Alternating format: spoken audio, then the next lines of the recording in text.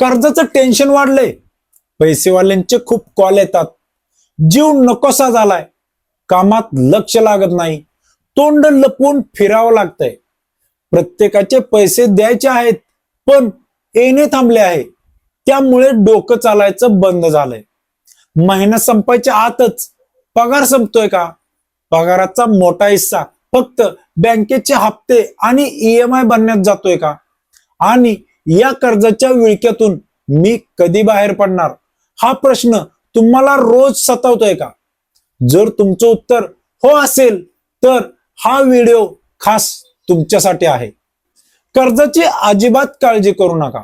तुमच्यावरती किती पण कर्ज असू द्या, यातून बाहेर पडणं खूप सोपं आहे.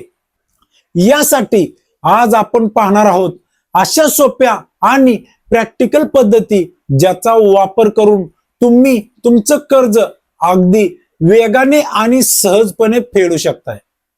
तर नमस्कार मंडळी, माझं नाव अमोल आणि तुम्ही पाहताय विषय महाराष्ट्राचा. चॅनलवरती नवीन असाल तर चॅनल आत्ताच सबस्क्राईब करून ठेवा.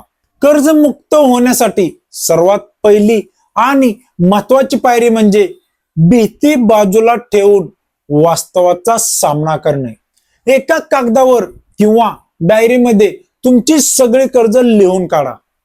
कोणते कर्ज आहे, उदाहरण होम लोन आहे का, पर्सनल लोन आहे का, क्रेडिट कार्डचं लोन आहे, त्यावरती किती व्याज आहे आणि त्याचा महिन्याचा EMI किती आहे, या सर्व गोष्टी कागदावरती लिहून काढा. जेव्हा सर्व आकडे तुमच्या डोळ्यासमोर असतील तेव्हाच तुम्हाला समजेल की नेमकी सुरुवात कुठून करायची आहे. आता कर्ज फेडण्याच्या जगप्रसिद्ध अशा 2 पद्धती आहेत, ज्यातून तुम्ही तुमच्या सोयीनुसार एक पद्धत निवडू शकताय. सगळ्यात पहिली पद्धत म्हणजे डेट स्नोबॉल पद्धत. या पद्धतीमध्ये तुम्हाला तुमची सगळी कर्ज लहान ते मोठ्या रकमेच्या क्रमाने लावायचे आहेत. व्याजाचा दर काहीही असो, सर्वात पहिलं जे सर्वात लहान कर्ज आहे ते पूर्ण ताकदीनिशी फेडा. जेव्हा लहान कर्ज संपतं तेव्हा मनाला एक वेगळाच आत्मविश्वास मिळतो. मग त्यातून वाचलेले पैसे पुढच्या मोठ्या कर्जासाठी तुम्ही वापरू शकताय. यातीलच एक दुसरी पद्धत म्हणजे डेट एव्हलांच पद्धत. या पद्धतीमध्ये कर्जावर सर्वात जास्त व्याज आहे ते सर्वात आधी फेडायचे.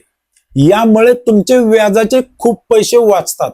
जर तुम्हाला गणितानुसार पैसे वाचवायचे असतील तर ही पद्धत सर्वोत्तम आहे. पद्धत जर समजली पण कर्ज लवकर फेडण्यासाठी जास्त पैशांची गरज पडेल. ते पैसे कुठून येणार, यासाठी 2 गोष्टी करा. पहिली गोष्ट म्हणजे तुमचे अनावश्यक खर्च पूर्णपणे बंद करा. बाहेर हॉटेलमध्ये जेवणे, महागडे गॅजेट्स घेणे किंवा विनाकारण शॉपिंग करणे काही महिन्यांसाठी टाळा. आणि दुसरी गोष्ट म्हणजे नवीन क्रेडिट कार्ड घेणे किंवा नवीन कर्ज काढणे ताबडतोब थांबवा. एका खड्ड्याला बुजवण्यासाठी दुसरी खाडी खणू नका. शक्य असल्यास एखादा साइड बिझनेस किंवा पार्ट टाइम काम करून अतिरिक्त उत्पन्न सुरू करा आणि ते पूर्ण पैसा कर्ज फेडण्यासाठी वापरा. अनेकदा लोकांना माहित नसतं पण तुम्ही तुमच्या बँकेशी देखील बोलू शकता. जर तुमच्यावरती पर्सनल लोन असेल आणि त्याचा व्याजदर खूपच जास्त असेल तर तुम्ही दुसऱ्या बँकेत जाऊन ते लोन त्या बँकेमध्ये ट्रान्सफर करून घेऊ शकता, जिथे व्याजदर सगळ्यात कमी असेल, किंवा बँकेला विनंती करून व्याजाचा दर कमी करायला सांगू शकता, किंवा हप्ता म्हणजेच EMI कमी जास्त करून घेऊ शकता. प्रयत्न करायला काहीच हरकत नाही. तर मंडळी, कर्ज एका रात्रीत संपत नाही.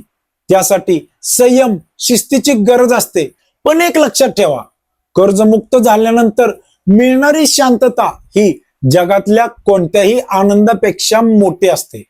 आजच तुमच्या कर्जाची यादी बनवा आणि लगेचच कामाला लागा. तुम्हाला हा व्हिडिओ कसा वाटला आणि तुम्ही कोणती पद्धत वापरणार आहात हे मला खाली कमेंट मध्ये नक्की सांगा.